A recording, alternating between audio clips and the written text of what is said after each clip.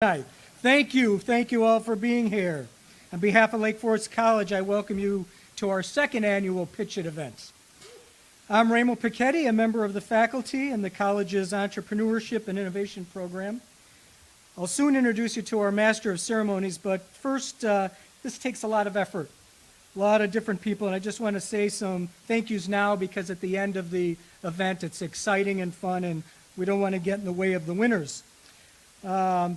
First and foremost, I'd like to thank the Lake Forest College Board of Trustees and our Entrepreneurship Advisory Council for the great support they provided to our entrepreneurship program. We do have some trustees and council members in the audience. If you could just raise your hand if you're out there, and how about those people? Thank you. Thank you for being here. Next, special thanks to our tireless leaders, Provost and Dean of the Faculty Michael Orr, and President Steve Scott. President Scott, none of this could happen without you. Thank you very much. Thanks to my faculty colleague in the department, Dave Borden, and a very big thank you to Dr. Rob Lemke, Professor of Business and Economics and Chair of the Entrepreneurship and Innovation Program. Rob, thank you for what you've done for us. And we're getting there. I still have more thank yous. Our marketing, media, and admin departments for all the promotional materials, the fantastic student videos that they put up on the website. That includes Liz, Linda, Emma, David, Matthew, Jenny, and last but not least, Harriet Dowd and Donna Klein. Thank you all. We couldn't have done that without you. And finally, although this person is going to have you believe that this all came about because of things that everybody else did, in fact, it's all been her. It's all been Dr. Darlene Jafke, our Director of the Entrepreneurship and Innovation Program. Professor Jafke, where are you hiding? There you are. Your way. All right. All right. You beat me to the punch a bit. Your contributions, first to the founding and then the development of the entrepreneurship program here at Lake Forest College are really unmeasurable. So on behalf of this whole crowd, thank you, thank you, thank you. And maybe stand up, will you? Yeah.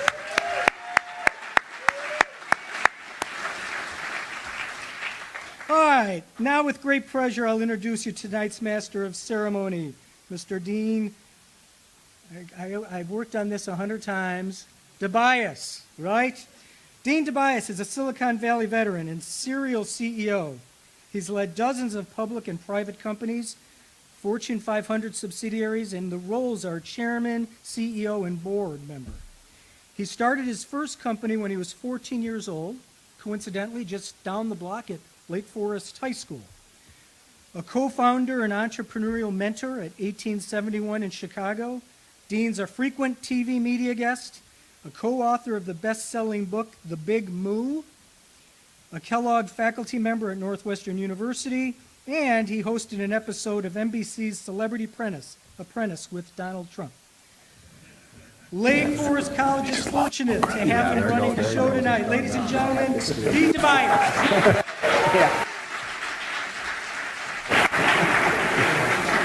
Is this the same as me? The same as me? Probably if we turn the mic on, it'll be better. How's that? Good evening. Can we bring the house lights up just a bit? I want to see who's here. I invited some people. I want to take attendance. Those of you that know me, I'm really not into rules and stuff, but we have some rules tonight. It's like Forest College, you know, they have rules. So here's 3 rules I have. You're not spectators. This is an event. You are participants. You need to participate, okay? A lot of applause, a lot of loud noising, a lot of heckling, standing up, whatever you want to do. Just keep it clean because we are videotaping, both a live stream as well as for future things. The second thing is your phones. Can everyone show me their phones? Whip out your smartphones, please. I want them in the on position. And I want you to, when I say I, it's all of us here, we want you to tweet, Facebook, LinkedIn, Snapchat, whatever the heck else you're using out there. Mostly photos and things of just what's going on up here on the stage, especially for our entrepreneurs who are presenting here today, our student entrepreneurs. So use your cell phones. How often do you hear that? Have you ever heard that in class? No. Especially you high school students. And the last thing is we want engagement. So what that means is when we're all done tonight, and we give out some big checks, we're all going to stay up here on the stage. When I say we, the student entrepreneurs and some of the judges, and we want you to come up and talk to the student entrepreneurs. Last year, a couple of people actually funded these companies and gave them money, but they also need help and mentoring and advice and all types of things. So those are the rules for tonight. Make sense? All right, so who wants to meet the judges? Hey. All right, participation.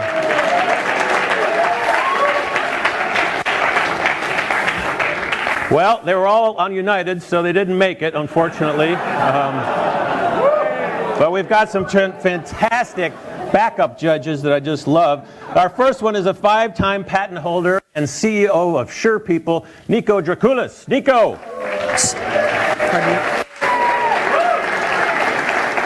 Our next judge is an alumni board member here, as well as VP at Trade Station, Travis McGee.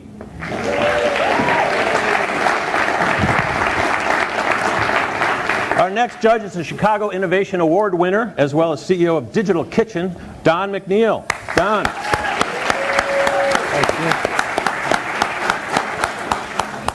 Our next board member, he serves on the Entrepreneurial Innovation Advisory Council with me at the college, and is founder of Pasquesi Partners, Rob Pasquesi.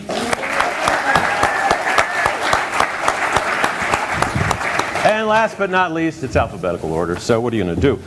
She's a senior VP at Lake Forest Bank and Trust, and also serves on the Entrepreneurial Advisory Council with us. Let's hear it for Susan Wright. Susan!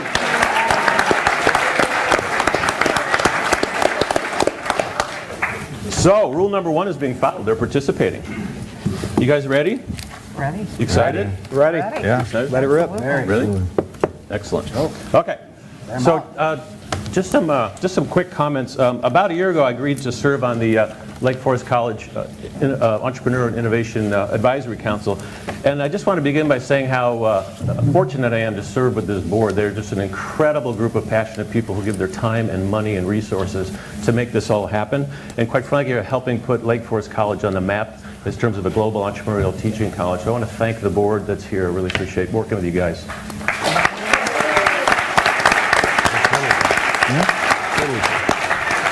Secondly, all you guys that arrived late for class, there's about 3 or 4 seats down here. Come on in, have a seat.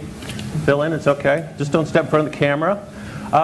Just as a teacher, I also wanted to make a comment. I teach MBA students primarily, but I've just been so impressed with President Scott's leadership and commitment to bringing entrepreneurial teaching to Lake Forest College and helping these students prepare to compete in this global innovation economy, which is very competitive. So Steve, this could not have happened without you. Please stand up and take a bow.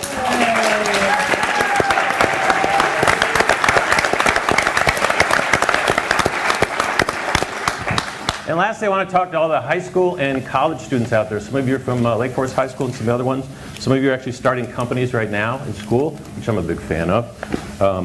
Back in the 1800s when I went to school, they actually frowned upon starting a company when you were in college, but when I was in high school. But I had a neat trick. I just never told my parents about it. So I don't recommend that. But no matter what your career is going to be after high school or college or wherever you go, having this entrepreneurial experience is critical. It doesn't matter if you're going to work at a startup or a corporation or in the government or in the arts, anywhere, especially the government, they need it, right? These entrepreneurial schools, the skills for entrepreneurialism are going to be the key to your career and your livelihood. So I know you're just here to listen to, six teams pitch, but think about what you can get out of what these students are doing. They've been very brave. All right, I'm going to talk to the contestants now who are sitting up here in the front row. And you guys know the format. This is a very rapid fire, no holes barred kind of a thing. You've got 5 minutes. If you do see me stand up over there, that means you probably should wrap it up in the next couple of minutes, or we'll probably give you the hook and take you off the stage. So after your presentation, we're going to do a little Q&A with the judges. And those of you in the audience who know how this format works from last year, after we go through all of the presentations, we're going to have the audience kind of take a clapping poll to see what you guys think. And then the judges will go backstage, work it out, and then we'll come out and announce the winners. So any questions? Are you guys, how about the audience? You guys ready?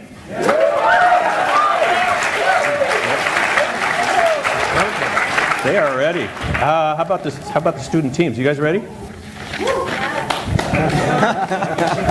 Oh boy. Probably should have covered that in rehearsal. Are you ready? Judges? Ready. Judges ready? All right, let's get going. No time to lose here. First up, I want to bring James up from All Out Spray. James, take it away.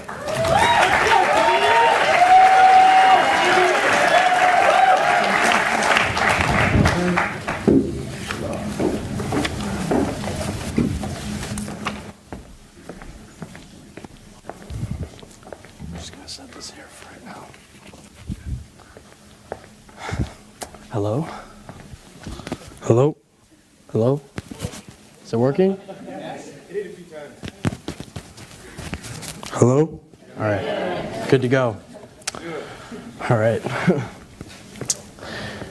Have you ever gotten towards the end of a spray bottle and nothing seems to come out, but you clearly see liquid left inside? I want to fix this problem because people want their money's worth. Hi, I'm James Winkler, co-founder of All Out Spray. Through working with State Farm, I've developed a great amount of knowledge and experience in business and customer relations. We offer a patent-pending product packaging design to help brands optimize their spray and dispensing bottles. One second. We're all here for you.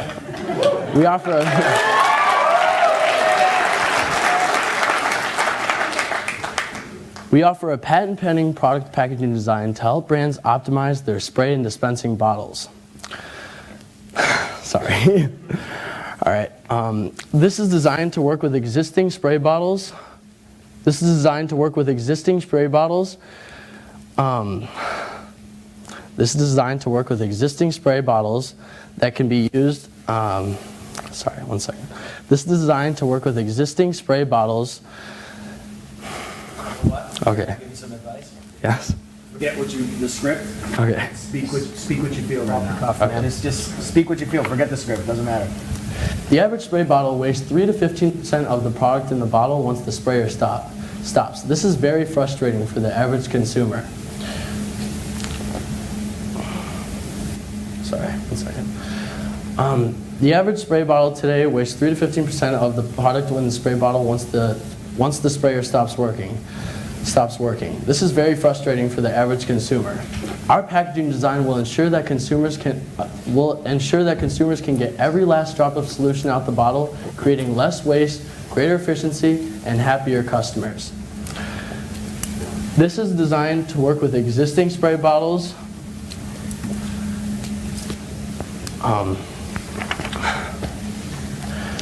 We have performed countless tests on normal spray bottles being used at a 45-degree angle, leaving over 200 milliliters behind, and a 0-degree angle, leaving over 50 milliliters behind, to see exactly how much solution is being wasted. The results speak for themselves for products such as Windex, Murphy's Wood Cleaner, Tile & Go Shower Cleaner, and Arm & Hammer Bathroom Cleaner. 409 is the only brand that offers a similar type of innovation, but with a more costly and complicated design where the tube is running alongside the bottle. This may solve the problem at getting the solution at an upright angle, but does not work when used at a 45-degree angle, which is where most of the solution is being lost. Our product has with a unique slanted base and V-shaped groove ensures that the tube will always come to rest in the front middle of the bottle.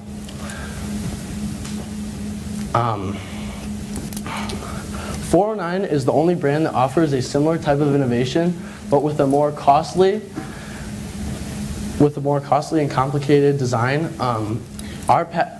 With a more complicated and costly design. It's okay, jump ahead. Sorry, a little nervous. Okay. This idea is born out of a real-world frustration with the wasteful way spray bottles work. It will resonate instantly with consumers because it is not simply a cosmetic upgrade, but a truly useful feature. We anticipate on continuing to innovate in new product offerings. We anticipate on continuing to innovate in new product packaging, license, and market inventions of others in order to keep our product offerings fresh to fuel future revenue streams.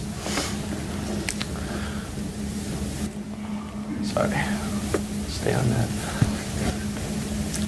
In 2016, over 800 million bottles of cleaner spray and soap were sold. We expect to make a deal with 3 companies in our first year, generating around $400,000 in revenue and around $250,000 in profit. We are licensing this design to companies such as P&G and Unilever for a flat fee of $10,000 and a 2-cent per unit royalty. This money will go towards prototypes, international patents, marketing, and legal materials. Now, who's ready to partake in this innovative experience?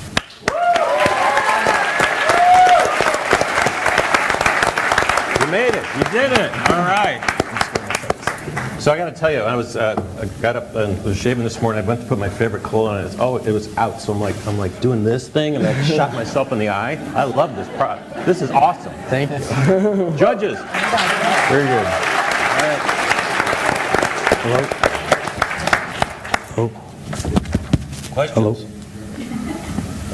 You all right? Yes, this wasn't working. Way to recover. Listen, sometimes when you present, you get stuck, you know? Yeah. That's why practice and keep on doing things like this in your career, get in front of audiences speaking, you'll continue to improve on that. But Yes. way to recover. I mean, Thank that's you. where you get an A for recovery.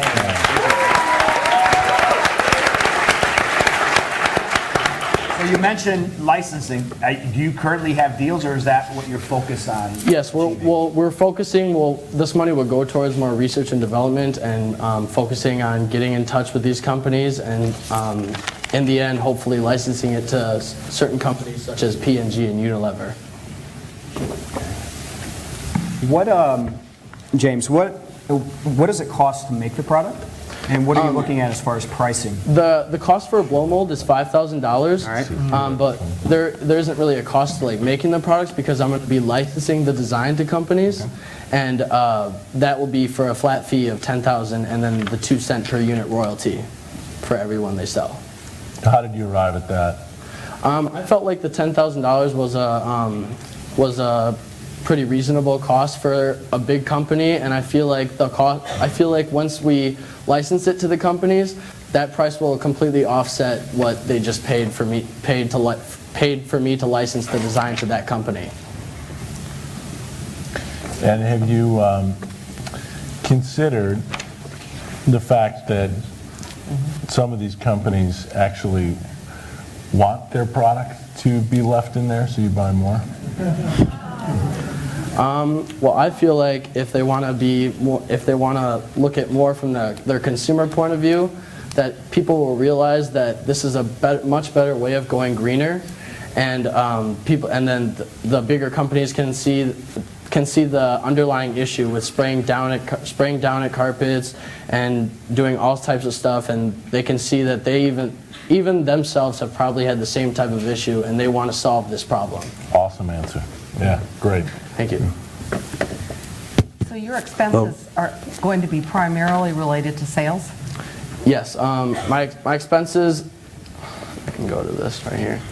My expenses are, as you can see here, I have a financing person that can deal with this type of stuff because I myself is a business major and an entrepreneurship minor, but we use the discounting cash flow and EBITDA, and we use the hurdle rate of 13%. 87% growth rate for year 2. That's pretty juicy. Yeah, so year 2. I love it. Yeah, man.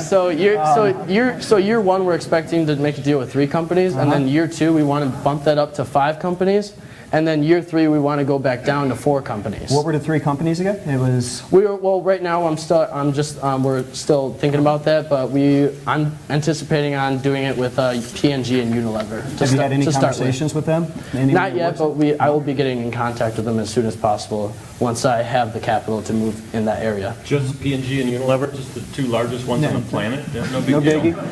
You got to start somewhere. Yeah, I like the way you're thinking. Knocking on that door. Yeah, I love it. In terms of patents, you mentioned that you have a patent pending. Patent pending at the moment, yes. Just one patent pending? Just the design itself. Okay.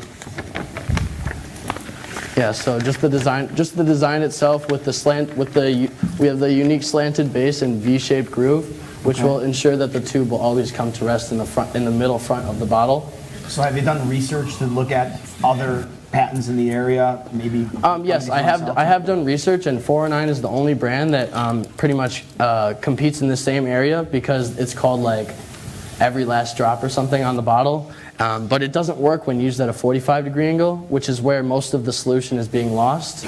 And I'm pretty sure everybody else can realize that with spraying down at the carpet and stuff like that, it just doesn't work. And then with the V-shaped groove, can ensure that the solution will be trapped in there for when you're spraying down at the carpet and anything else, pretty much. Okay. Very good.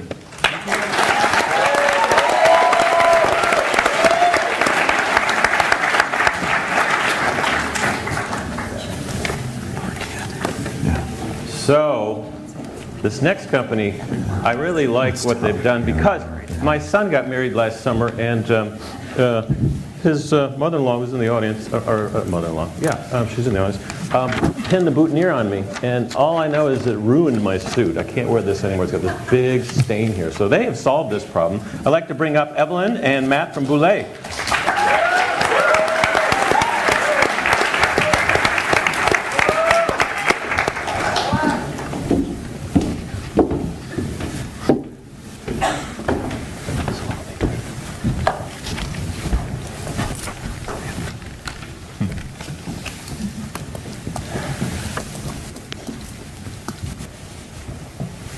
Have you ever attended an event where you or someone was required to attach a boutonniere upon your own personal or rented suit or tux? Was assistance required? Hey, Evelyn, you mind helping me out with this? Yeah, I'll give it a try.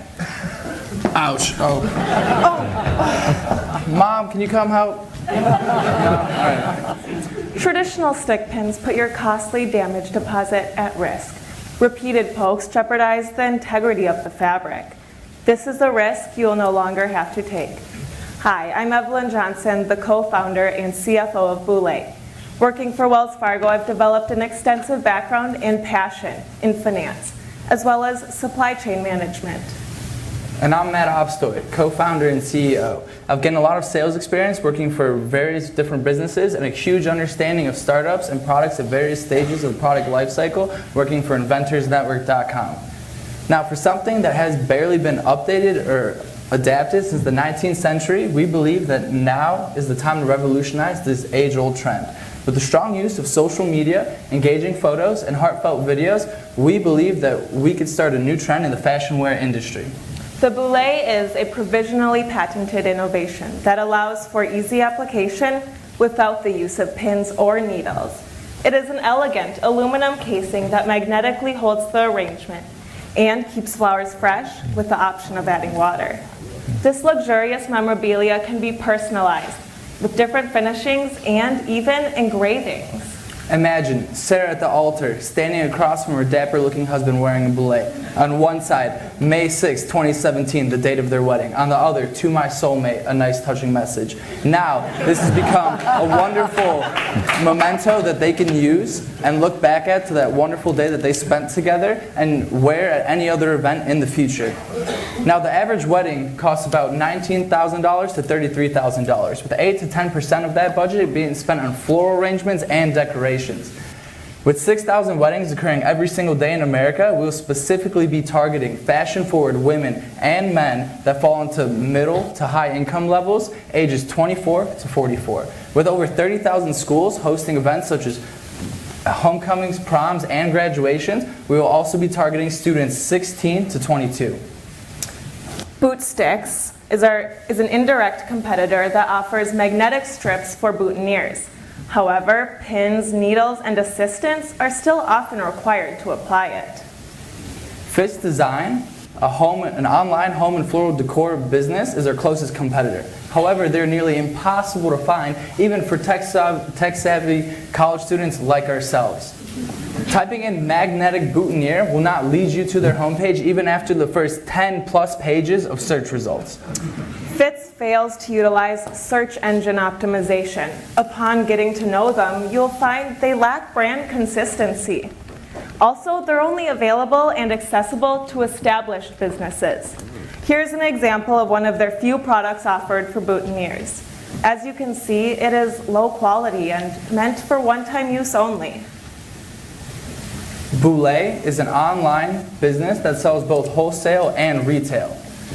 We will not have a storefront location since the point of purchase for a boutonniere is the counter of a florist. Thus, our product will sit on display of the counters near the cash register of these stores. A Boulay costs us $7.50 wholesale, $14.99 retail, and costs us just over $2 to manufacture. With our combined knowledge and understanding of what it takes to effectively market the Boulay on the web via strong social media and SEO, we will incentivize people to use our hashtag Beauteous Boulets by holding a yearly raffle. Anyone that's following us on social media, post a picture with our hashtag, will automatically be enrolled in a 1-week free vacation for 2. This initiative will help us gain a large following early on. In our first year, we intend to sell 29,081 wholesale units at $7.50 a unit, generating $218,111 in sales, $145,407 in profit, making our profit margin 67%. Through effective marketing, consistent quality, and branding, we expect to see steady sales in the first few years. In years 2 and 3, we anticipate $530,000 and $625,000 in revenues respectively. Also, we see the cost of goods decreasing with time. However, do not factor this into our calculations, as we believe taking a more conservative approach to our business will prove to be a safer strategy. We are looking for consultation and product launch expertise in exchange for a 15-cent per unit royalty the first 3 years of business. So investors, are you ready to plant a seed that will yield a beautiful return?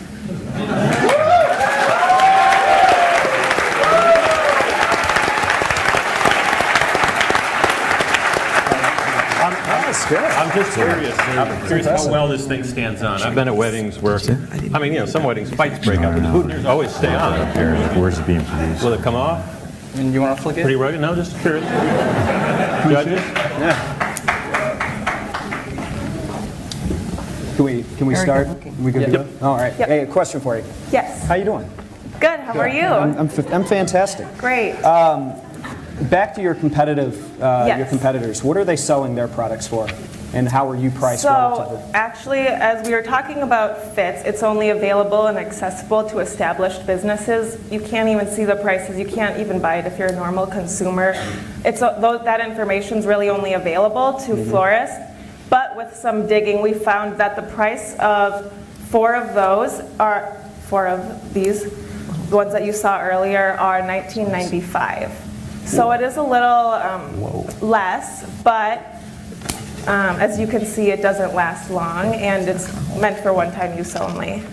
Okay.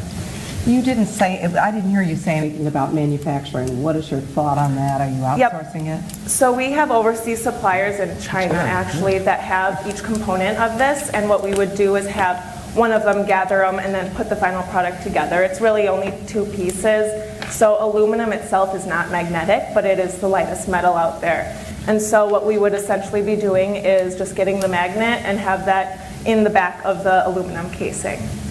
Just the magnet alone, with the metal strip that we used in that prototype, costs a penny a piece once you start buying in bulk of 100 or 50 to 100. So we are willing to negotiate the price as well.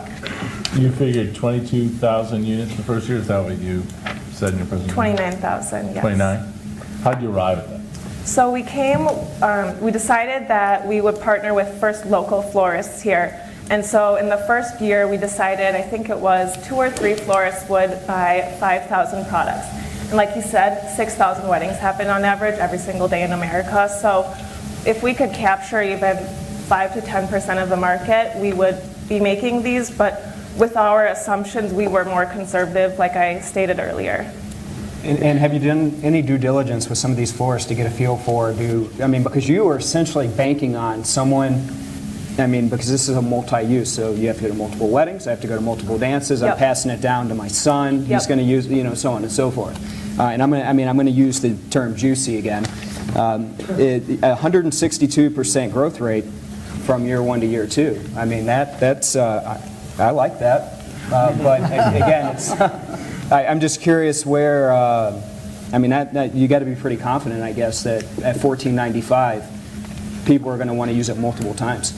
Yeah, so initially we also think that just starting off that it may be a little bit difficult, but we believe that really that if it starts catching on as a trend, if they start off with a base model with no engraving, there's a higher chance of it being passed down. Now once you have it, there's a chance that they'd be able to send it back to us and we'd do a discount engraving for them for the loyalty of that customer. So kind of build that brand consistency and really try to keep people in. Now understand, reaching out to local people, we have done that. A lot of people that I've reached out to that are getting engaged, about to go into marriage and everything else, or people that have just gotten married, 7 out of 10 of those people have always said that, oh, I wish I had that, oh, I wish you could make me one.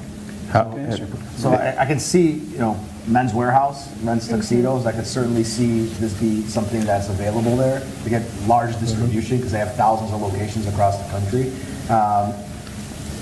In terms of competition, right? So you have this great idea. I can make 5 phone calls to my friends in China and probably duplicate this really quickly. Obviously relationships are really important with your distribution. Pricing is always going to be important because if a competitor comes in, if they can duplicate the quality of your product, then it becomes a pricing war.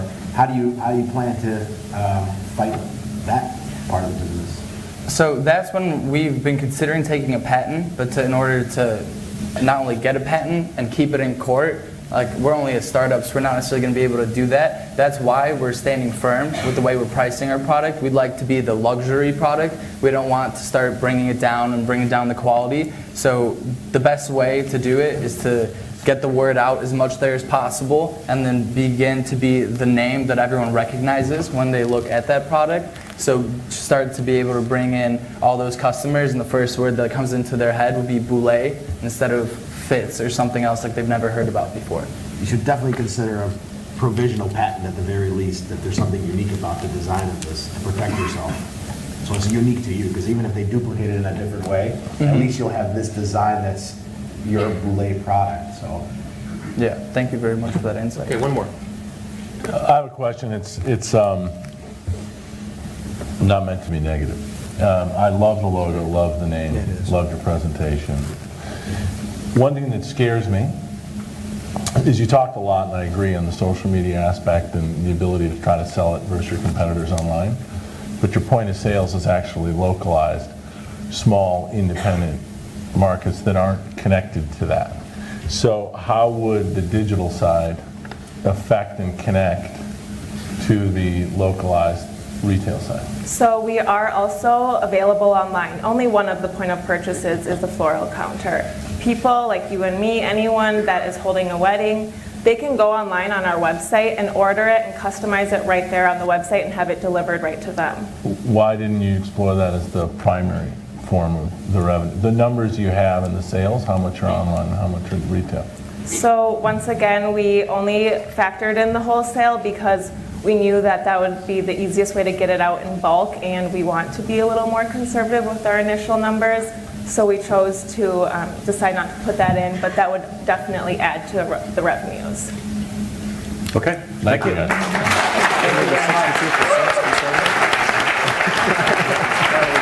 All right.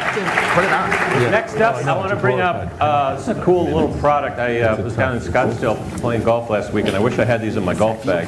So I want to bring up Rocco and tell us about IC Sleeves. Rocco. Rocco! I love that name.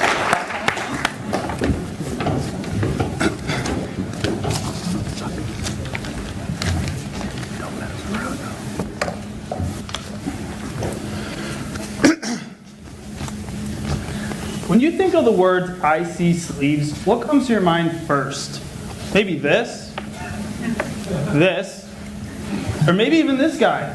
But IC Sleeves are lay compression sleeves that combine icing and compression at the same time. That's killing 2 birds with 1 stone. Hi, my name is Rocco DiMatteo, CEO and head operations of IC Sleeves. Imagine you go out for a run with some of your friends, you come back and your legs are killing you. All you have to do is go to your freezer, grab your IC sleeves, put them on like socks, and boom. You have icing and compression at the same time. Athletes today are always looking for inexpensive ways to recover faster. Products anything like IC sleeves cost $60 to $70 a pair. IC Sleeves is able to make them for only $5 a pair, and we sell them for $15. We don't use square ice packs though, we use gel beads. The gel beads are able to form around your legs so you get 360 degrees of ice and recovery. Our biggest target market, of course, is going to be runners. In 2015, there were over 16 million runners who either signed up for a race or ran in a race. If we're able to reach just 1% of those 16 million, IC Sleeves can make over $1.6 million in revenue. Our other target market, the elderly. In 2017, a population is going to be 14% of people over the age of 65. Elderly people are always looking for ways to increase blood flow and reduce inflammation in their legs. And this is exactly what IC Sleeves do. And there's no instructions for IC Sleeves, so anybody can use it. We'll have a warehouse in Elmhurst. Elmhurst is a prime location due to the fact that they're close to airports, and they're also close to many roadways to get you across America. If we look at the revenue share of compression wear types, there is a 28% gap of other. On the bottom you see it says yellow, there's other. We have 28% to penetrate these sleeves into the market. You see there's bottoms at 39%, but second place, there's huge opportunity for IC Sleeves to be able to penetrate this market and be able to become successful. The industry sales in 2014 were $2.4 billion. It's expected in 2017 to be $2.9 billion. And by 2019, it's going to be over $3.1 billion. You see, this industry is still on the rise and growing. IC Sleeves is projected to sell over 50,000 units in just the first year of up and running. All we need to sell is 17,900 units to be able to break even. I'm here today asking for a $66,000 investment for a 10% stake in my company. IC Sleeves, the luxury recovery for the everyday runner.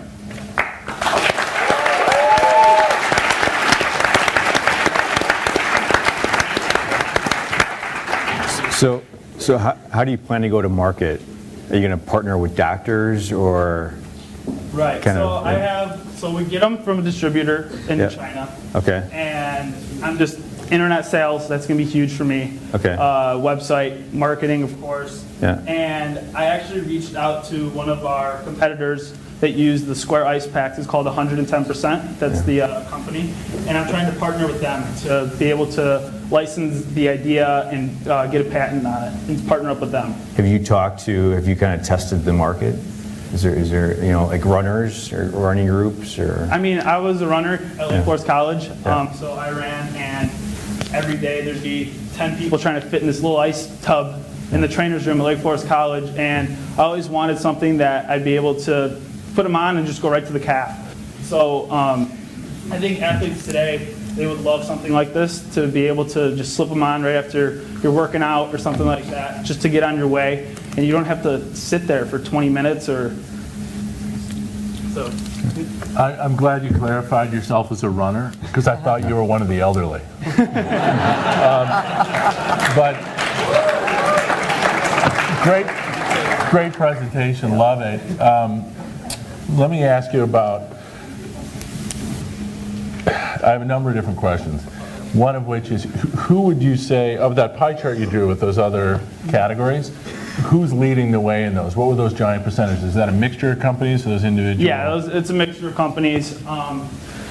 Compression wear industry is growing rapidly because more tests and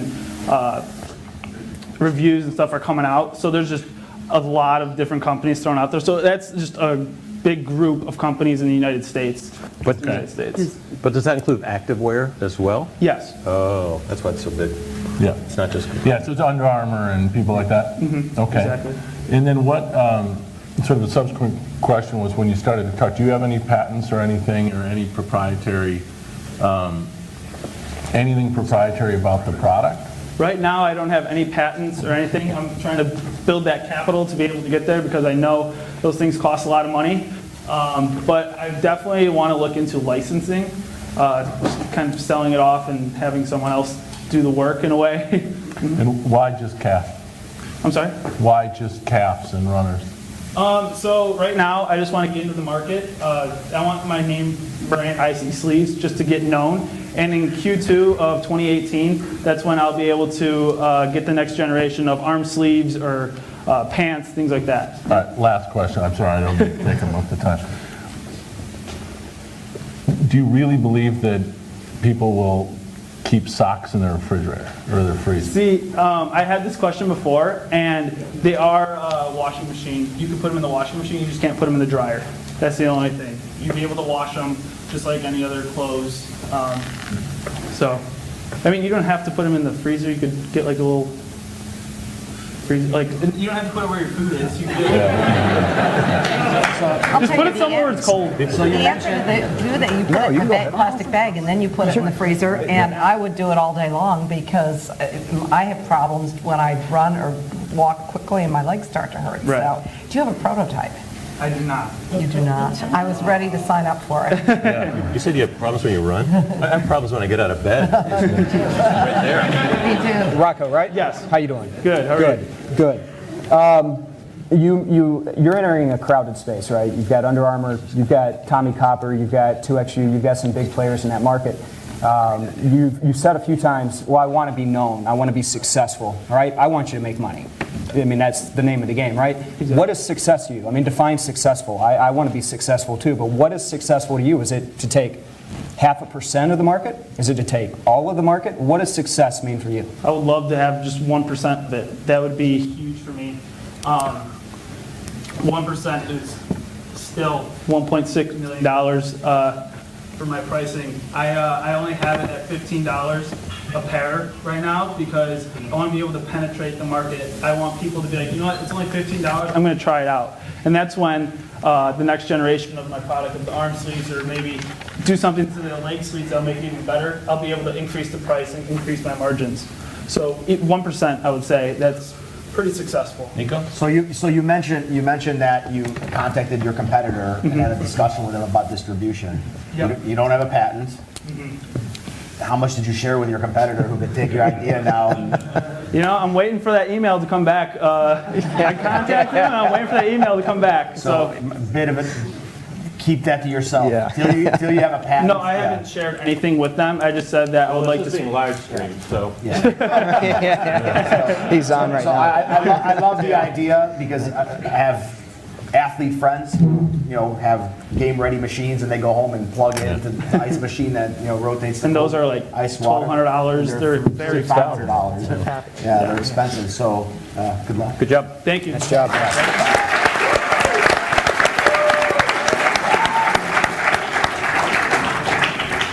Okay, so we're halfway. How we doing? Are you a runner? I am, yeah. You all right? I mean, this would be fantastic. We're having fun up here, just in case you were wondering.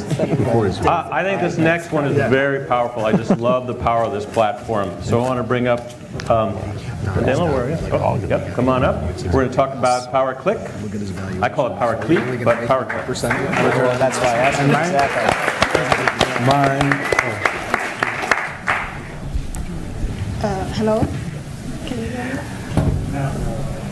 Get your clicker up. My clicker? Yeah. Wow. How's your mic there? You on? Is it good? No? You on it? Still? There we go.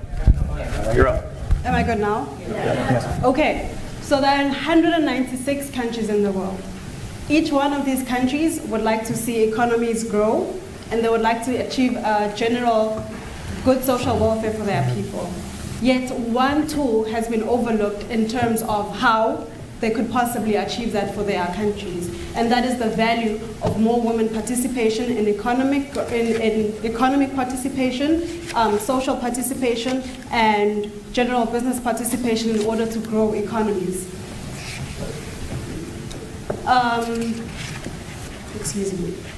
So there's one tool that has been overlooked in all of these countries in terms of helping economies grow, and that is the value of women participation in economies, in politics, and in social affairs.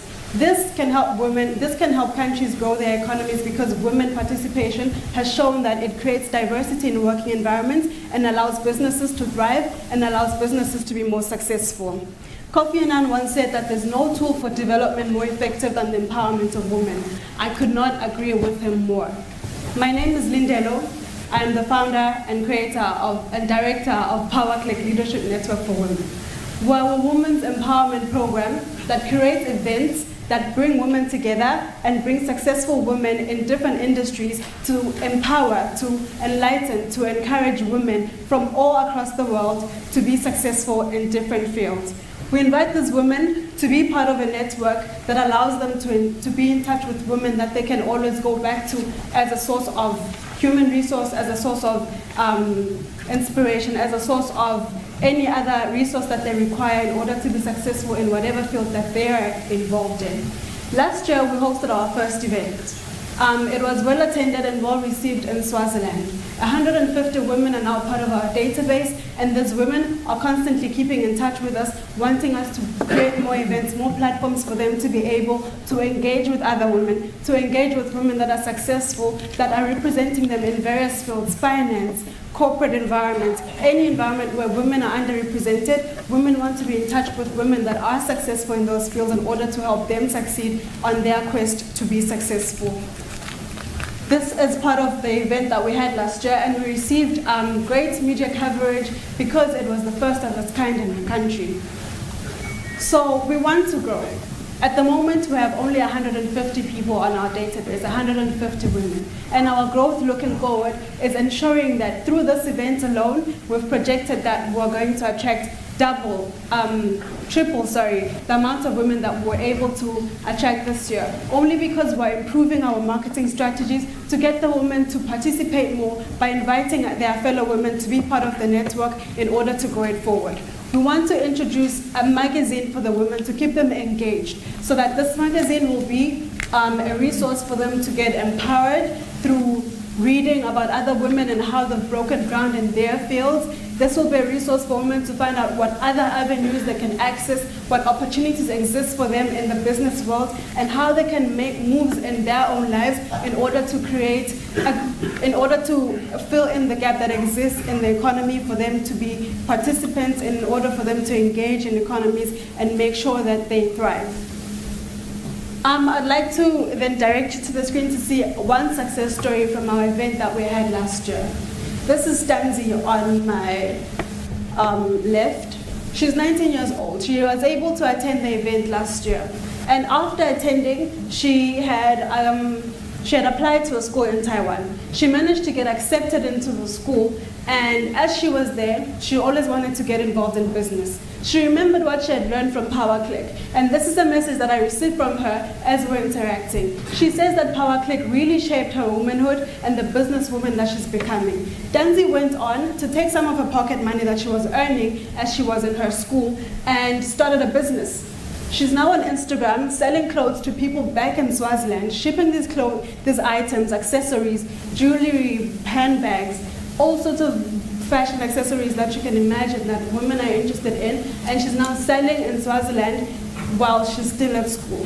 As a 19-year-old, she's now empowered to earn income as she's still in school. This is just one girl in Swaziland. Imagine what this could do for another girl in downtown New York, a girl in Japan, a girl in Tokyo. There's a need for women to be empowered all over the world. So, when women are empowered, you unlock the capacity to reach out to women and unlock their intelligence, to unlock their passion, to unlock a sense of enterprise that we know exists in women all around the world. So I would like to invite you to make an investment that will impact the world. Thank you.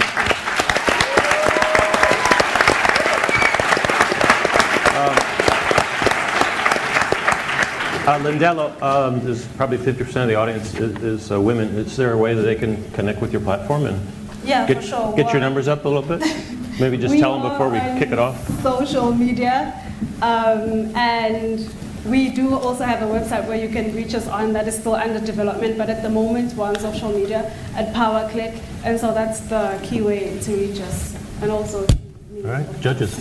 So is the revenue model having this annual conference, or is it? So our revenue model, our growth strategy, I forgot to mention, we're planning on partnering with corporations. We want to partner with corporations and create a disruptive model where corporations can access our database in order to access the women that we have, and create special events through the corporations. If corporations would like to market their products, for example, we have a pool of women that we have collected data from. So we have these numerics, we have these metrics from these women that exist in our platform, and we can sell that to organizations who would like to access our pool of women as a human resource as well, or as just a marketing strategy for them. So we'd really like to move forward and partner with organizations in order to create an income stream. We also want to create the subscription service, which is one tool that we're going to use primarily in order to earn revenue. We're working on the metrics at the moment that will allow us to determine how much is reasonable to charge each woman to be part of the network, so that they are able to stay consistently as part of the network and pay to be part of the network. And you probably need a network first, right, before you can start charging? So what's the plan to build that network? So right now we have a database of 150 women. Yeah. Those are in Swaziland. Yep. And with this event that's going to happen this year, we're going to triple that. Just because this event was the first one, and we were very conservative with how we approached it, because Swaziland is a very conservative nation, so we were wary of how it would be received. It turns out there's a great need for it, and more women are calling for more events like that. They want it to happen more than once a year. We're only an annual event at the moment, because we were testing the waters. So we want to have more events happen more regularly at different points of the year, and different types of events, not just a conference, different events where women can come together and engage on different issues that they'd like to engage on, different fields. Finance, for example, creates different themes for different events. If there's a need for women in finance to come together, that's what we'd like to do. So we have 150 women, and we have them on our database, and we're planning to grow that database into the network. Okay, thank you. And is the investment to help you grow that database? Yes, the investment is to help us, one, to build our online presence. We want to make sure that we take the women from just our emailing system to an online database where we have everyone being able to access each other, have everyone be able to access the information that we would like to distribute to them, the magazines, the information pamphlets, who's on the network, who's new on the network, we would like to share that with them on a regular basis. So the investment that we need, we would like to build our online platform, build a website where it can be a safe website where they can log in and have a personal account that they can access information on the website on. And we would like to also expand. Like, this is one event. We want to make sure that we have more events happening throughout the year. Nico, you used to run an events company. Any questions? So first of all, congratulations. The fact that you actually helped somebody to be successful is very, very good. So congratulations on that. I think empowering women is amazing. I have a daughter, and I look at her every day, and I try to empower her to go and be something special. And I think with diversity and inclusion today being a big topic in every major corporation, it's obvious that women and other causes are critical even in the workplace. So looking to expand your audience, I think that's really important, using social media in a unique way, trying to find somebody who's got big name, maybe an artist or a star. Maybe you can connect with the next presenter coming up on some recording artists. To get somebody who empowers women, you think about Beyonce, she's really all about empowering women, right? I think you get somebody there, you can create a big following and start to build your events and try to continue to grow there. I think it's really important to grow that audience from that 150 and expand beyond your beginning. Is there a question in there? No, I'm giving a little bit of advice. Sage advice. Very good. I think the advice there, but great cause. One more. Did you look, well, first of all, love it again. I think you're on to something really big. And one of the things I am fortunate to do is I'm a delegate to the UN for their causes in the media, around media. And one of the big issues that the world is going to face is gender equality, and it's a hot topic globally. And it's an obvious solution to engage women. They tend to be pretty much better at everything in business. So, for investors, and it's a huge cause that we're very close with in my company, and we put a lot of effort in. So I will say that you're really onto something close. I would maybe encourage you, or this is partially a question, partially a suggestion, and that is the one thing that might be difficult and a little less scalable, and I think Nico is going here, is to and I think your questions were around the same, it feels very much about having them come together physically, which I think is great, in a location. But using the digital world to enable people to get together in addition to that is really key. And I know you touched on it, but I think that one way you can make your revenue stream, I didn't necessarily understand how it applies digitally, and I would encourage you to try to think of maybe lowering the price point and increasing the community on a digital canvas. You'll get the participation from the brand center. Great job. Thank you.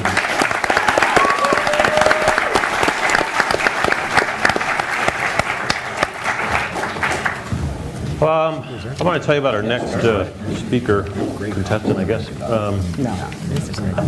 I was just getting ready for tonight, and I was on the Lake Forest College, I think it was a Twitter site, and I see his face pop up. It says, "I just want you to know how hard of it working an entrepreneur I am. Look at the date time on my tweet," and it was 4:30 a.m. this morning. So the guy is a hustler. Give him that much. So I want to bring up Sakili to talk about what I think is just a cool name, Swazi Jive. Can everybody say that? Swazi Jive. I mean, that's just awesome. So right there, you had me at the name. But I think it's just focusing on a huge market in Africa. So come on up. There he is.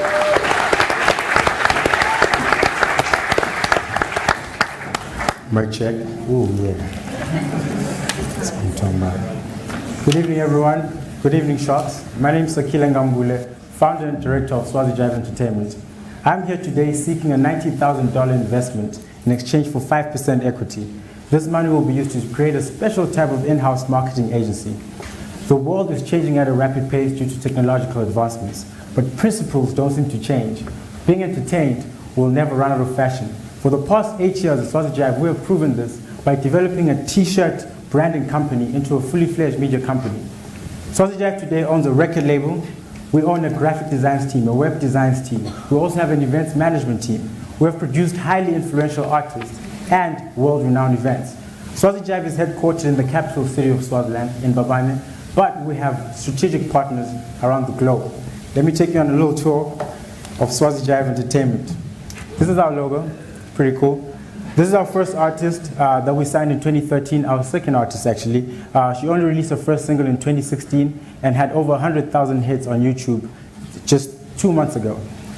This is my music festival. It's called the Hypnotic Festival, a most popular subsidiary. We've grew from a festival that had 1,000 people in 2012, and last year was our 5th year celebration, and we had over 10,000 ticket buyers. This year, we are hoping to sell at least 15,000 tickets. Once a year, we release merchandise for our, super fans is what we call them. We don't release much merchandise, but when we do, it's very exclusive and at a very high pricing point. And this is my recording studio. It's bigger than it seems in the picture, but I'll show you another angle. This is where all our artists record from, so everything is done in-house, and a lot of marketing agencies use us for their radio ads and TV ads as well. This is my office space. Our headquarters in Capital City. So this is where the recording studio is, this is where the recording booth is, and this is why I'm here today. The problem with technological advancements is that they're changing the way consumers are using media. Subscription models, streaming services, free downloads are making it more difficult for us to sell content. This is not only a problem for us at Swazi Jive, it's a problem for the whole entertainment industry as a whole. Because of technological advancements, corporates are also finding it hard to differentiate themselves. It requires more effort, more money and more resources for a corporate to stand out and be relevant. You guys are exposed to over 3,000 ads a day, online and offline. So on one hand, you have Swazi Jive Entertainment, who has a large audience but is lacking revenue streams. On the other hand, you have corporations with large budgets but don't have direct accesses to the audiences that they're trying to influence. There's a clear opportunity here for Swazi Jive to partner with the corporations. So we decided to create an in-house marketing agency we call the Corporate Division. Swazi Jive reaches at least 35,000 people per week between the ages of 13 to 35. I have identified at least 20 corporates that are willing to hire some retainer to tailor their marketing campaigns to our products and subsidiaries and our market. This way they save time and money, and we also make money and get rid of the problem of the revenue streams. We are not the inventors of this marketing tactic. We've seen it being done countless number of times. You just haven't noticed. Hollywood's biggest entertainment companies, like DC Comics, From 1980, they did in their Superman franchise. They sold rights to KFC, Marlboro, and other brands, and for them to plug their products in the movie. They've been doing it ever since. Recently, Marvel Studios took advantage of the brand launch by Samsung for the virtual reality experience. Spotify, another entertainment company that needs revenue streams, they partnered with Uber to create a seamless experience for their customers and Uber, which is one of the most popular transportation systems today. Most recently, or like 2 weeks ago, we saw Apple. Apple's not only a technological company, they're a media company. They're one of the biggest influencers of music today.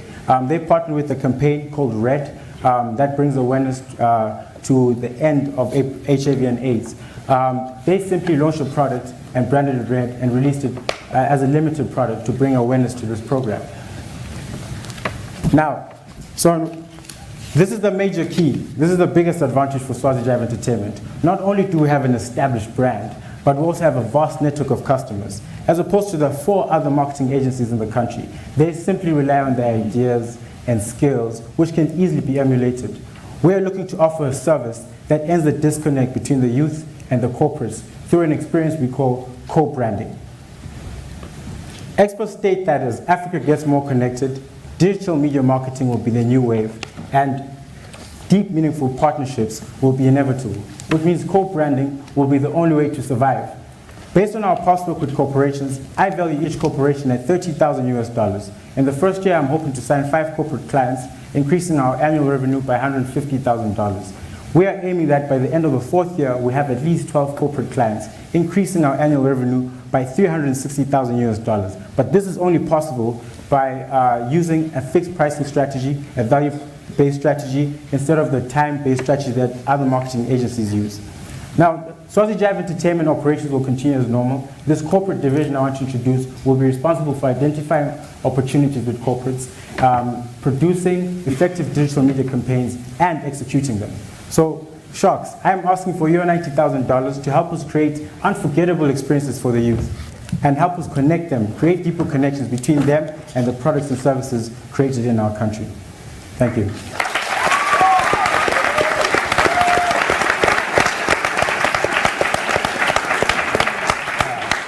I mean, I'll give him money just for the tie alone. He already promised it to me. Digging the tie. Thank you. So, with your current, let's call it database, right? Your reach, your weekly reach, your Facebook fans, your Twitter fans, whatever else you're doing. How is that community growing? At what rate is that growing? Is it static or? I think it's growing exponentially because of word of mouth. We tend to underestimate how much people share with each other nowadays, and we saw ourselves go from 9,000 Facebook fans in 2013, and we have about 18,000 in 2016. Same thing with Twitter account. And in terms of ticket sales, we went from 2,000 festival tickets sold in 2012 to 10,000. There's a clear growth, exponential growth, based on our quality of our products and services. And we're a bit disruptive to the Swazi market. We came and did everything unconventionally. The way we market, we try to bring the pricing down. It's one of our missions, to keep the price low while providing quality. It's a challenge for every company. So we're working at it every day. How can we make the festival more affordable through partnerships like this? We partnered with Coke and all these people to bring the price point down, and so allowing us to sell more tickets and hence have more people support us. So with that growth, how much marketing spends behind that? You said a lot of it's organic. It's people sharing, but I mean, are you putting money into growing your community? Definitely. I think, I've spent a lot of money on my marketing budget. I think 80% of our budget always goes toward marketing. And if you're in the entertainment industry, you understand it's all about building brands. That's all we have, intellectual property. You can get assets, which is what I want to buy with your investment.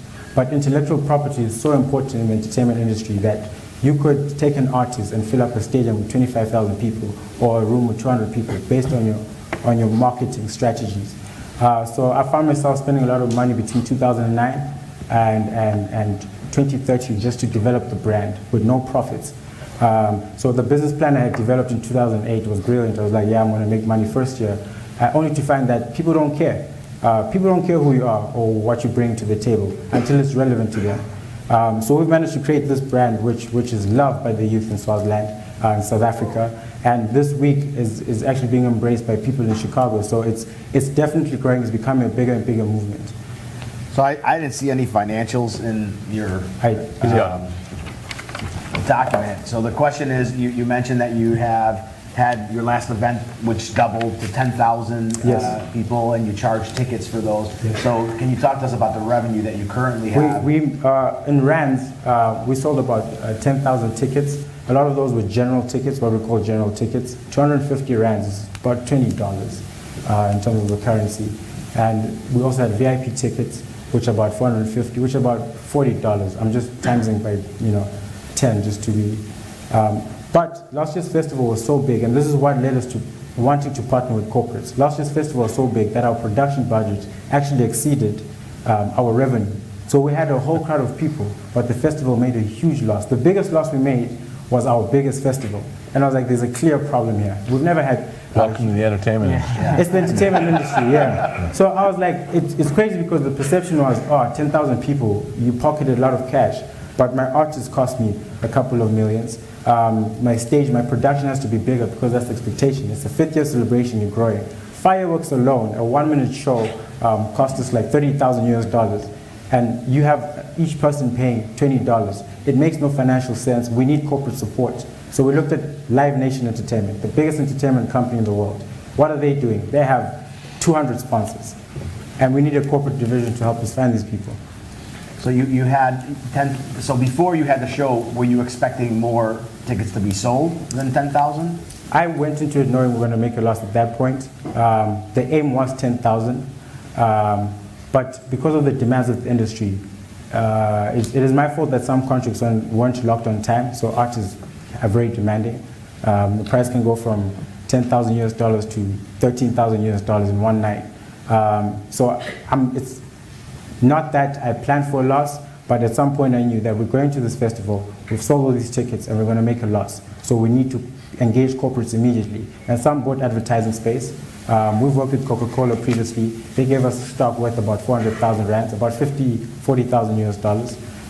We engaged a telecommunications company that gave us some cash to increase their subscribers for their internet, which showed me that we actually there's a great opportunity here to partner with corporates on a long-term basis and make revenue long-term and never have to worry about selling tickets.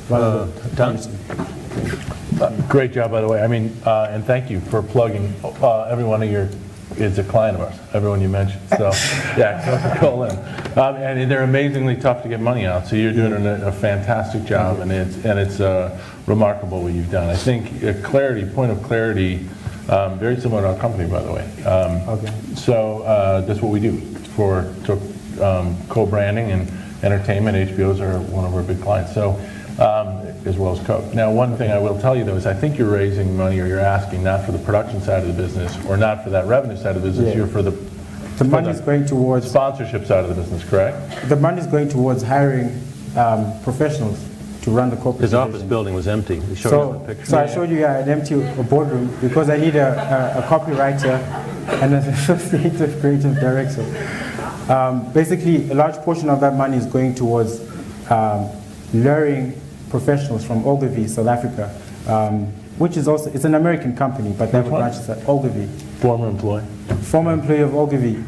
You know how much you guys want his salaries. That's why it's our biggest cost. Interesting. Yeah. Thank you very, very much. Yeah.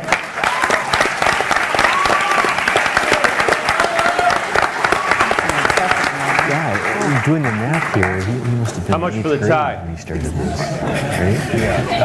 Let's have a talk for the tie. I think we can raise some money for some people or something. It's hey, guess what? This is the last one. We're almost there. Woo! It's not. And then after that, we're going to bring the lights up and let you all vote. So sit tight here for a second. So a lot of us up here spend time in the tech industry. That's what we do, and it is disrupting almost every industry on the planet, including the events and entertainment spaces you've heard. So virtual events is a really cool twist on that. Tyler, you want to come up and tell us all about it?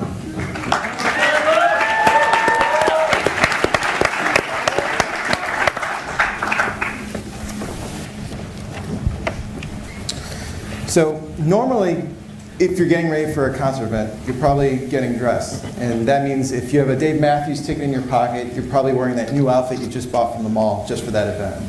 You may also be anticipating that $50 parking fee when you get to the venue, not to mention $10 beers, $20 hot dogs, and traffic and crowds of people to make you second guess your decision to go in the first place. But what if I told you that you didn't have to get dressed for the event because you weren't leaving your house? What if I told you you can experience your favorite artist's new tour from the comfort of your living room without going out? Or that you didn't have to be in the exact location your artist was that night? Or that you didn't have to wait hours online purchasing tickets? Hi, my name is Tyler Armentrout, and I'm the co-founder of Virtual Events. I'm seeking $350,000 in exchange for 35% stake in my company. The funding would be used to develop our online platform as well as purchase the necessary virtual reality equipment needed. So Virtual Events is a virtual reality live streaming platform that broadcasts concerts for mainstream music acts on tour. Virtual Events bridges the gap between concert attendees and those not at the concert through our online platform and through our advanced back-end system, which includes rendering, stitching, cloud services, all of which is provided to the consumer at a base rate of $20 a ticket. As it stands today, Virtual Events solves predominant issues in the way we consume live entertainment. Namely, artists and promoters are limited to the amount of ticket revenue depending on the size of the venue. Also, music fans are also subject to missing shows that are sold out or they cannot physically attend. And subsequently, people are then forced to purchase tickets off sketchy ticket scalpers, which is a battle for everyone involved in the process. Our target market are millennials, are music-loving millennials looking for a unique concert experience. Millennials are the perfect target market for one reason. Millennials are the greatest generation of couch potatoes. Think about it. Millennials consume more online media than anyone else. They also spend more time talking to each other online and not in person. And generally, millennials would rather go out or stay in and watch Netflix rather than going and spending a crazy night out.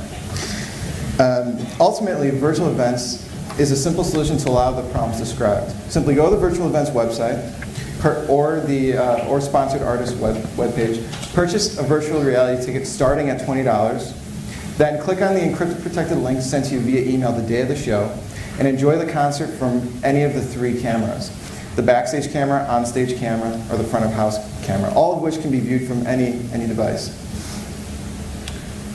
Ultimately, competitors, while many companies specialize in HD live stream or they specialize in virtual reality technology, very few combine the two. The few that do combine the two, namely Vantage TV, is a tech company struggling to enter into the live entertainment field as they focus on annual corporate sponsored events. While these companies struggle with steady cash flow, Virtual Events is a live entertainment company first that focuses on establishing working relationships with touring artists and their management. Our main advantage in the industry is the virtual events team. The virtual events team is comprised with over 50 years combined experience in live entertainment. Our COO, Brent Smith, is a William Morris Endeavor talent agent with over 30 years experience and with one of the most diverse agency rosters in the world. Our co-founder is also a production manager with over 35 years experience working with acts such as Dolly Parton and bands such as Velvet Revolver. Virtual reality is a cutting-edge technology that is a quintessential part of the next century, along with other technologies such as AI robots and 3D printers. Virtual reality is also growing at a fast pace, with revenues related to VR products expected to grow from $90 million in 2014 to over $5 billion in 2020. The live entertainment industry is also expected to grow 35% by 2020, in addition to its over 5% annual growth rate over the past 5 years. After promoter cuts, artist cuts, and licensing fees, Virtual Events expects to clear a 30 to 40% profit margin per virtual ticket sold. In addition, with 3 interested early adopters, we expect to clear over $430,000 in gross sales within our first year. With 85,000 tickets needed to break even, we also expect an ROA and an ROS above industry average. So with promising financial projections, growth in the industry, and real problems to be solved in the market, there's no better time to reconsider the way we consume live entertainment. With your help, Sharks, I believe that we can make virtual events a global name for live entertainment. Thank you.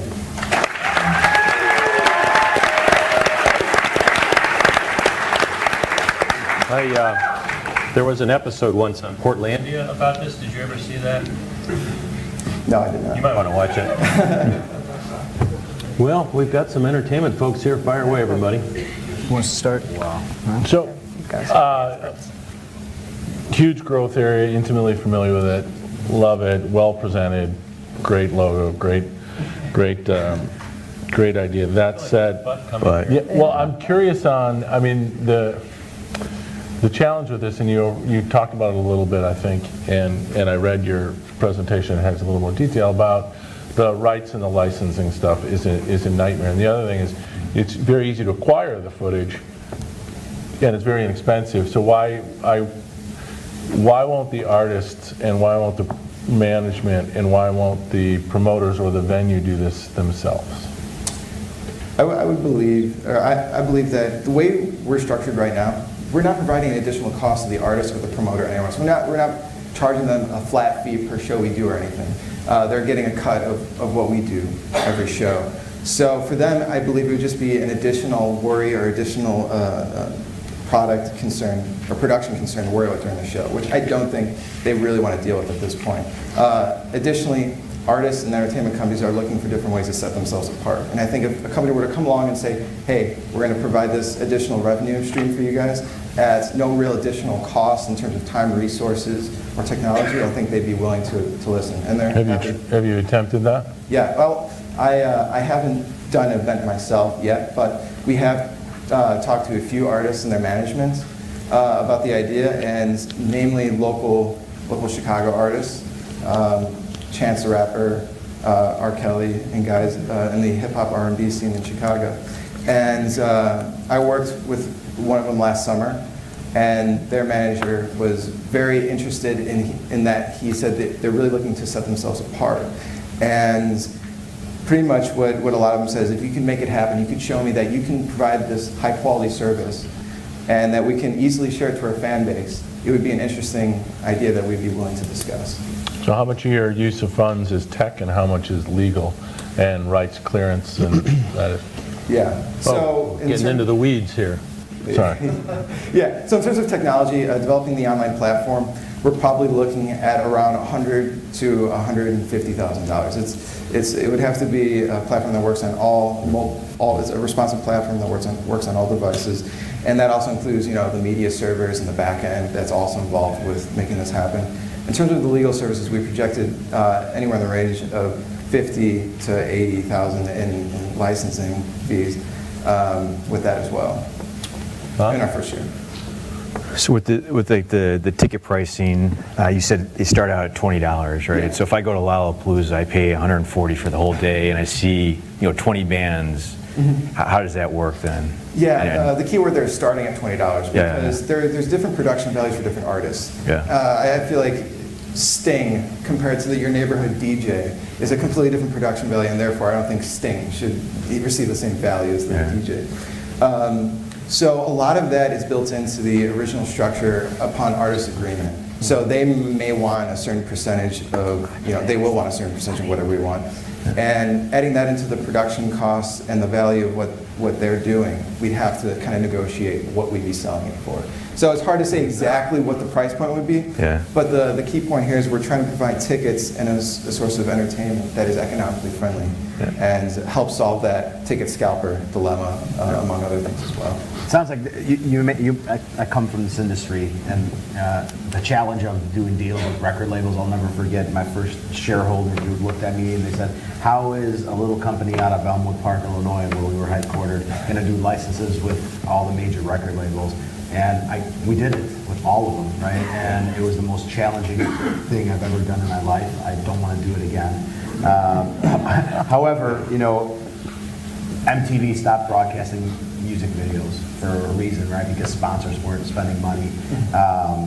Obviously, pay-per-view, this is something very similar to that, where you have sports or wrestling or certain things that are out there.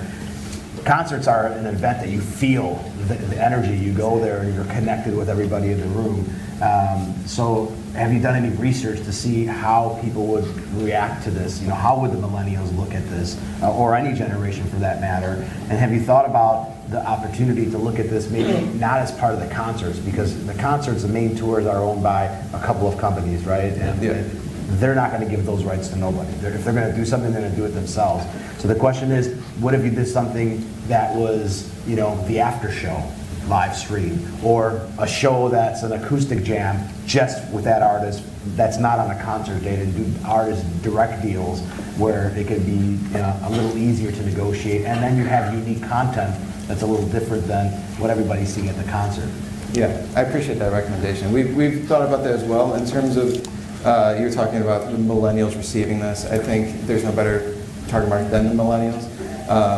And VR, we're kind of growing up with VR technology. In terms of your question regarding why not go for that after party or something, our goal here is to develop steady cash flows. If we can secure that tour just as much as a lighting company can secure a tour, or an audio company can secure a tour, that's steady cash flow through the next 2 or 3 months. And that was the most appealing aspect from a business standpoint, at least in the way we looked at it. And we also looked at some of the ideas you just discussed, you know, expanding into, you know, the Lollapalooza after party, or other ideas such as that. But built into what we're doing is kind of like, you get the backstage view, so you can kind of see what's going on backstage. You get the stage view. So during the show, you get all different types of ideas and views as to what's going on for each show. And that's kind of the concept of what we're trying to do. Travis, quick question? It won't be quick, but no, that's fine. I'm okay. You all right? Yeah, I'm good. So speaking for the baby boomers in the audience, we would pay you not to go to some of these concerts, for sure.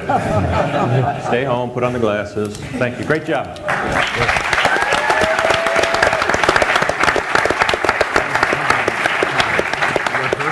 All right, we made it. It's time for the judges to pick the top 3 winners.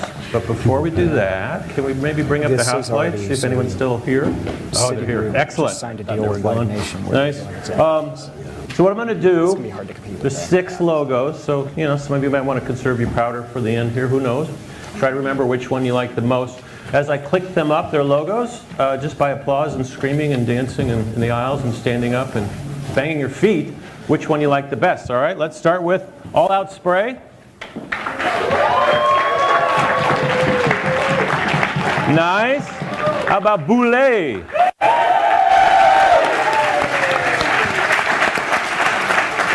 They obviously brought other friends with them. Icy Sleeves.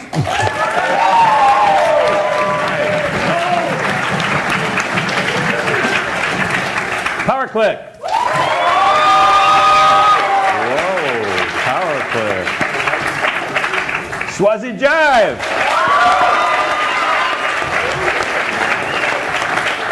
Man, I'm getting goosebumps here. Holy moly. And Virtual Events.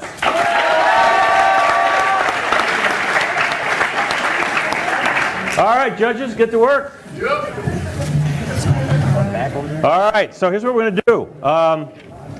Would anyone like to meet the winner of last year's competition? All right, so we're going to bring up CJ. CJ was the winner last year, and he's got a cool little company that has since, when did you graduate? 16. Okay, so you're an old guy now. And so just tell us about your journey since you left the stage and we wrote you a big check. Yeah. And I think one of our board members invested as well. Where did he go? Yeah, Liam. Hello. Jumped out on us, but actually, Dean, he's funding other companies in the back now. Maybe. I heard actually I don't get a new one this year. Is that no new checks? Oh, geez, no. Wow. I think what Steve will tell you is you have to write a check to the college. I see. It's time to give back. All right. Even at your young age, you're such a great entrepreneur. Yeah. So how's the journey been? It's good. We were able to employ the capital provided to us by the pitcher competition and the entrepreneurship and I forget the other part of the acronym, but that council. Just make it up. They won't know. The acronyms. That helped us really get going and pay for the things that we needed to be able to take our idea and our concept, our minimally viable product, and turn it into a scalable commercial financial data product. It also helped buy us the amount of time and resources necessary to be able to secure real and firm angel investment from. They have no idea what you're talking about, by the way. Tell them exactly what the company does in like 20 right, words right, or right. less. Yeah, what we happen to do. So what Trade Defender does is we gather data from North American financial markets. You know, the New York Stock Exchange, NASDAQ, et cetera. We aggregate it, we organize it, and then we disseminate it to individual investors. You know, some of you may have heard of a Bloomberg terminal or a Reuters data stream, S&P Capital IQ. All of these products cost $2,000 a month or more per user. Ours costs $50. We provide much of the same data.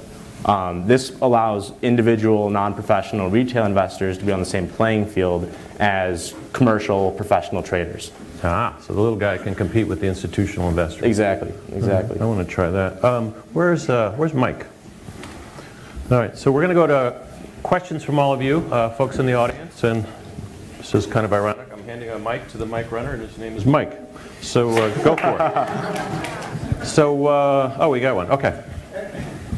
Fellow student, that's not going to be an easy question. Hi, CJ. Matt. How are you doing? Good, how are you? So what was the biggest This sounds takeaway? staged. Yeah, it might be. He's I don't a know. plant, yeah. He didn't pay me. It's okay. What was the biggest takeaway from last year's Pitch It competition that has helped you in your business today? One of the things I learned about the Pitch It competition, you know, and that competitions and events like this really, you know, how they aid potential entrepreneurs like myself is that they force you to ask yourself hard questions because other people are going to ask you hard questions, like Dean. You know, so, you know, it's one thing to come up with a business model in your head, to come up with your business projections and how you imagine that you'll make money and market your product and why it's so valuable. But it's another to get in front of people who've already been successful marketing their own businesses, creating their own products, and hear their critiques. And one of the greatest benefits, apart from, of course, the financial resources that, you know, winning the competition provided us, was the questions we were forced to ask ourselves about our product and our business model and things like that. That really helped us tremendously. Yeah, and Liam's been a good part of your challenge. Any other questions? Where's Mike with the mic? Questions? Oh, we got a question. Over here, good. Ron, Mike. Another student. Good evening, Very good. You everyone. think this is going to earn you points backstage? It's not. Oh, Craig's got one. Sorry, Craig. Oh, good evening, everyone. I was Evening. wondering what your company is valued at today. What it's valued at today? Are you investing? Are you? Possibly. We recently did a round of investment that was in the very low seven figures, which made us tremendously happy. Of course, that's paper value and not cash value. You know, we have to demonstrate that by bringing in the cash flows which we projected in the documents we put forth to our investors. But so I guess the answer to that is low seven figures. He'll probably add a zero onto it after tonight. Are you investing? So I've done, like, I can't even count how many startups I've been involved in, and everyone always talks about the glory stories. It's like hell sometimes. So what's been your biggest challenge, seriously? That's absolutely true. I mean, Elon Musk has a saying, that something eating glass is like starting a business. And most of the time that's not true, but a lot of the times it is. You know, I spend all of my time at the office, but the thing is I love what I do. One of the things that you do have to reconcile when you are starting and running a business and when you're wearing every hat is that there are parts to running a business that you don't like, or that you don't understand and that you have to really put yourself through the hard way. And for me, that was online marketing. I love finance, I love math, I love computers. I don't know that much about social media, I don't know that much about cost per click advertising, and you know, or paying influencers, bloggers, podcasters, things like that. Yep. And so I had to learn how to do that. I had to learn how to format my pitch so that they'd be willing to take my money. You know, the money that I had worked so hard to get from, you know, investors and from the Entrepreneurship Council here. And so, for me, that's been the hardest thing, is learning how to do online marketing on the fly. And where if I don't do it right, my own business is at stake. That's been the most difficult part for me. Yeah, you're in the right town for it. A lot of people in Chicago can help with that. Touching on that again, so who would you say is like your main target market, and how are you reaching them at this moment, apart from all this publicity you're getting right now, of course? Right. So fortunately, I was a part of my target market before I started advertising to my target market. And so one short way to put it would be, finance nerds. There are a ton of people who are interested in math, interested in finance and trading, who want to be able to go out and do their own analysis and cultivate their own edge in financial markets, and they just have not been able to, either because of access to data or because that access to data is so costly that it's not worth the hurdle they have to come over to achieve it. And by being a part of that demographic, that non-professional but still very interested, enthusiastic finance nerd, by being a part of that formally, I've been able to organically reach out to many members of that community, as well as know those places where people like I tend to congregate. Beyond that, we've just finished working out a lot of the details to be able to take our product and market to institutional clients. So we're looking at independent registered investment advisors, and we're also looking at doing educational pilots with corporate finance classes and things like that. So really, in one sense, it's everybody, but we're starting off with non-professional retail first, and then expanding as we're able to do so because of regulatory and capital constraints. Craig, anyone else? I mean, I kind of have a question. Go, sure. You guys, basically what you said was you were able to lower your price, which is why you've been competitive in the market. What would be your long-term goal? Would it be to be bought out by a larger, like say Bloomberg, for example? Or what would be your long-term goal? Right. And we get that a lot. Are you trying to be acquired by Bloomberg, or are you trying to compete with them? And I, for one, prior to doing this, part of what inspired Trade Defender was my partner and I ran a small financial services consulting firm whereby we purchased data from Morningstar, Bloomberg, Reuters, S&P Capital IQ on the behalf of financial services firms, and did software services atop that. And in doing so, we became so frustrated with their outdated technology and the 5-figure prices we were paying on annual and monthly bases that part of us really wants to remain independent as we continue to grow. But at the same time, we recognize that there are benefits in working with people who've already had success in reaching out to the demographics which we aim to create a brand presence within. So the answer is it depends. It's hard to say, black or white, right or wrong, which way we're going, but it really depends on the market conditions that present themselves as we continue to grow. So. You got a ways to go. How many employees do you have? So currently we have 3 employees here, 4 actually. Sorry, they have 4 employees, 3 full-time, 1 part-time. And then do you know all their names and everything? Yes. Believe it or not, one of them I've been stuck in an office with for a full year, so we know each other too well at this point. But and then we have a number of contractors overseas in Greece and India. So you got a ways to go before you worry about. So there's some high school students in the audience and college students, not just from this college. And we need the mic over there. And as you know, I like to start companies when I'm at school. I don't like doing one thing at once. So started my first one at Lake Forest High School, and then started another one in college. And one went well. One I just couldn't stay awake that much. It was really hard to go to school and run something. But what advice would you give in this innovation entrepreneurial economy? What advice would you give students that are either leaving high school, going into college? Should they just hunker down and study, or should they have a dual track? Yeah, I mean, not to be too cliche, but do it. It's one thing to have an idea, but the thing is while we're young, while we have few expenses, no mouths to feed other than our own, take the risk, spend the money, build the thing.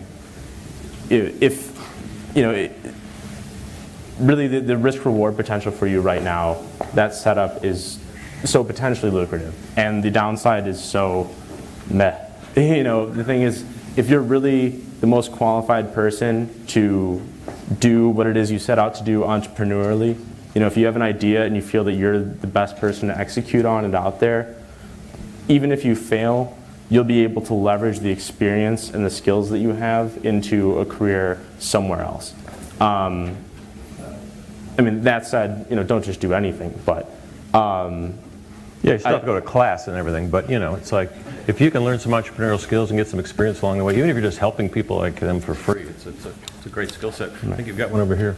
Hi, I'm from the Lake Forest High School Business Incubator Program. Woo! Yes, there's a lot of us here. They didn't have an incubator when I went there. And we're focusing a lot on presentation skills right now, and I'm wondering, what do you think makes a great presentation? Sure. Well, don't keep your hands in your pockets like I have. But you know, really, it's difficult. It's about just knowing your product, you know, as well as the back of your hand. Use another cliche analogy, but you know, knowing what you're talking about and knowing it so well that it's not about a script and it's not about, you know, having thought about the specific selling points as much as being genuinely excited about it yourself. One of the things that I love about what I'm doing right now is I love my product. You know, I use my product every day. And so one thing that I think's aided me in presenting well, you know, if I am presenting well, you guys can be the judge of that. But it's just, you know, doing something that you know extremely, extremely well and that you love. Other than that, really, I've taken a lot of tips from others. I don't instinctually have good presentation skills. Like I said, I have my hands in my pockets. I was probably looking down before. So you'd probably be better off taking somebody like Dean's advice over someone like me. But yeah. Are you presenting in the Lake Forest High School one coming up? We will be auditioning to present. Yeah, Lake Forest High School has one coming up in May. Everyone should go. So yeah, it's real simple because that's different from presentation skills. It's like be passionate about it, but people love to hear a story. You know, rather than looking at the slides and tell them about, you know, the product does this and it's on a XY axis. Like, tell them a story how someone's going to use it or how you're going to help someone. It always helps. Other questions? Come on now. We're stalling here. The judges are obviously having trouble in the back. We can tell, right? You can feel it. We got one over there. Excellent. We want some harder questions, by the way. Yeah. This would be good. How are you able to offer what Bloomberg offers, $2,000 for $50? Whew. That's a good question. Is that really the price difference?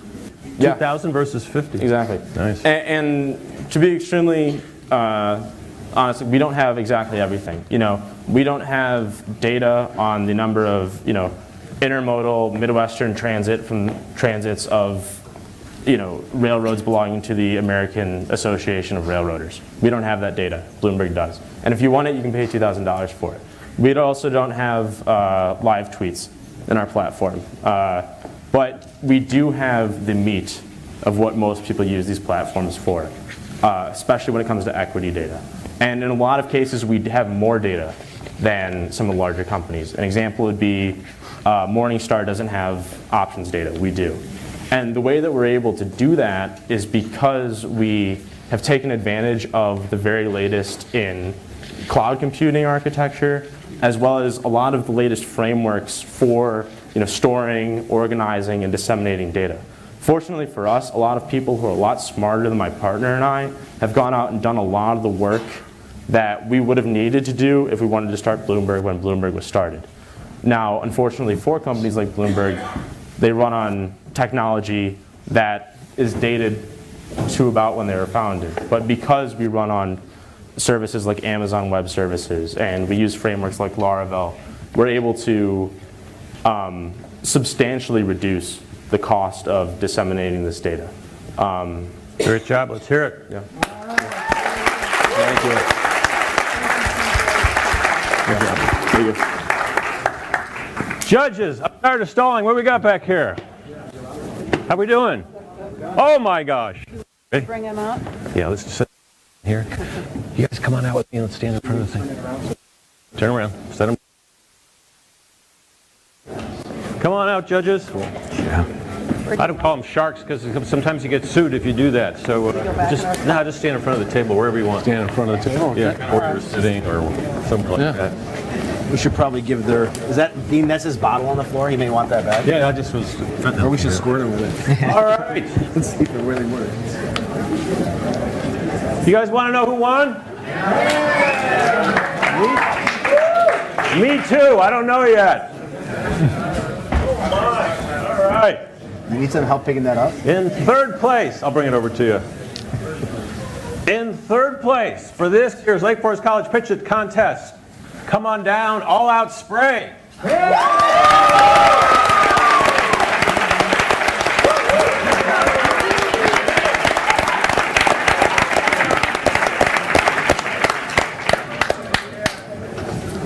Congratulations, man. Thank you very much. There you go.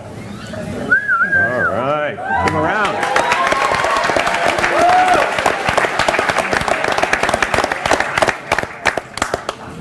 All right, just scoot over there. Okay, you want to know who second place is? Holy moly. Okay, second place, Lake Forest College IC Sleeves.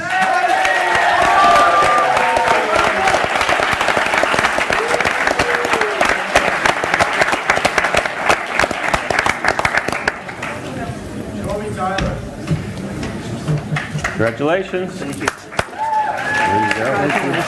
Congratulations, yeah. So judges, was it tough to figure out who won first place? Yeah. Did you guys struggle? I didn't hear any fighting. There's usually like a fight breaks out there. It's tough to figure all of them out. When I say fight, I mean very verbal. hard. There's usually a lot of debate, and I'm Italian. What can I say? All right. For first place, a check for $5,000 that you can actually take this to the bank. Don't go through the drive-in with this, though. It's a little large. Lake Forest College's Pitch It event for 2017, Boulay!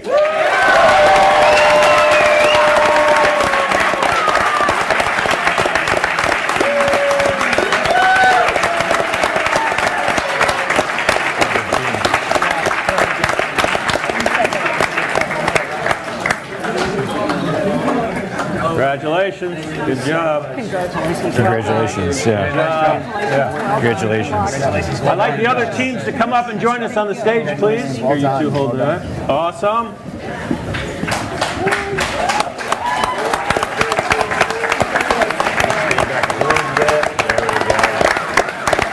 Ladies and gentlemen, I want to thank everybody so much, not just for coming, but for participating. You're one of the best audiences I've ever seen in this facility, I swear. Last year, many of the audience members actually stepped up, came up and talked to these people. They need advice, they need mentors, they need money, as you can tell. This is not enough. Plus the teams that didn't win, please come up and engage with them. There's no pressure. It could be a long-term relationship. We really love you to do that. And that's it. Thank you for coming. We really appreciate it. Drive safe. Good night.